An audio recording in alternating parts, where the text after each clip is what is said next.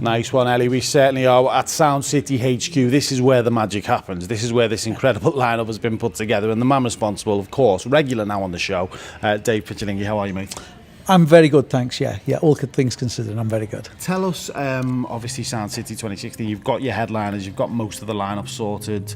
Just pick out a few of them that you're really looking forward to most.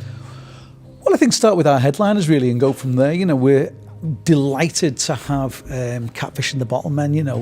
One of the things that is at the heartbeat of Sound City is to champion emerging talent from the region as well as from all over the UK and shores further afield. And Catfish have been one of those bands. I think they first played with us in 2011 when Ryan was hassling Darren, who was then our kind of unsigned emerging talent booker. And Darren came to us, as he always did, with saying, look, I've got this great band that we want to put on. We put them on first then. They played with us again since. And now here they are in 2015 headlining our main stage. That's what I love about Sound City. And we spoke about this before. Ed Sheeran, one of his first ever festivals was Sound City a few years ago. If you look at a band like Blossoms last year, for instance, they, weren't massively known. They're smashing it right now. And that's what you guys have become famous for. Yeah, and that's the bit that we love. We kind of we love finding the new talent before anybody. We always say, Sound City is the place to discover your new favourite bands, though you just don't even know who they are yet, really, And that really is what we're about. So, Catfish is very much fitting for that ethos. And I guess the first time we've ever done a show with the Coral. Well, this is exciting. This is very exciting. Tell us about that. How's that come about? Well, we've tried, I've been quite close to the Coral in one way or another over the past several years.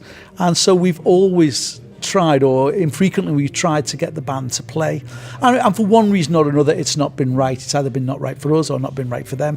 But this year all the planets have aligned themselves. They've got this amazing new album coming out. They're doing on their first UK tour for quite some time, and this will be what will be their first homecoming show in Liverpool for 5 years. So we're absolutely delighted that we've got them on the main stage, on the Atlantic stage, looking out towards the USA, but of course also looking out towards their houses in New Brighton. Yeah. Their aunties will be waving over the Mersey. Let's talk about that stage, because I've been to many festivals. I've never been stood in front of a main stage quite like that. That view behind. This year we won't have the three queens coming in at the same time, but we certainly we'll still have that view with the fireworks and everything else. Incredible setting, Dave. Yeah, it is. I mean, we're spoilt in Liverpool because of the fact of our relationship with the water and our relationship with the sea. So it's, it was the obvious thing for us to do last year. Thankfully, most people were like you and they absolutely loved what we did. Of course, it got a little bit cold at times, It did, yeah. Hopefully not quite so cold this year. But, I think the music and the wider entertainment was enough to keep most people warm and thoroughly enjoying themselves throughout the day and the night. It's always been 3 days. We've gone to 2 days this year. Tell us why. One of the main reasons was that what we found last year was that something like 60-65% of the people that bought 3-day passes didn't actually turn up on the Friday night.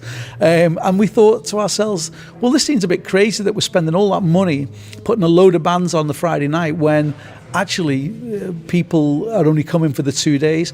I guess could be lots of reasons for that. I don't think it was because of the talent we put on Friday, because I think the show that we put on Friday was some amazing acts. I think a lot of it's to do with people are coming from far and afield now to attend Sound City, and it could be a lot of money for hotels, a lot of other responsibilities going on. So we thought, well, let's kind of put all of that money that we spend on those artists, condense the whole thing into 2 days, which means everyone can get to see every band they want to see then. And it's only, they only have to spend one night in a hotel or in a bus shelter, whatever else they're staying for the night. Works well for me because it's one less hangover, so this is a good thing. Yeah, well, I guess for everyone. Yeah. Let's talk about, obviously the music is a great thing, but last year what I found in Sound City, it wasn't just the music. There was a procession one night with lights and everything else you can imagine. It was fantastic. What else you put on? Tell us what's planned for this year.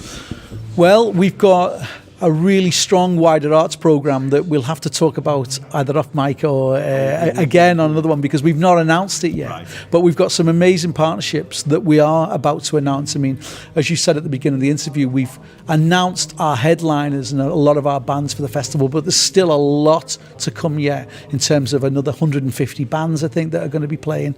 And then beyond that, the wider arts program that you're referring to there. That last year we did parades with Lantern Parade, Space Cadets, and a number of other kind of stakeholders in that. This year we've got something slightly different planned. Right. But again, hugely spectacular. And as well as that, we're bringing in the big tall ships again and all of that stuff, you know. If you've never been, if you didn't go last year, it's certainly worth a visit. Check it out, Sound City. Give us the dates, Dave, and where we can find out more. Sound City, the conference is the 27th of May at the Titanic Hotel for those people who aspire to work in the music business or work in the music business. And then the actual festival takes place on Bramley-Moore Dock on the 28th and 29th of May, bank holiday. And we'll catch up in between then and now to see how plans are going. Just one last thing.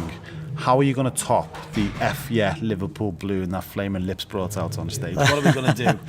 We don't know yet, but that was a special moment in time. But we wanted to make sure our first one that we did do something special. But I'm sure, you know, our headliners this year and a lot of the other acts that are playing will have something special up their sleeve. Dave, thank you. Thank you.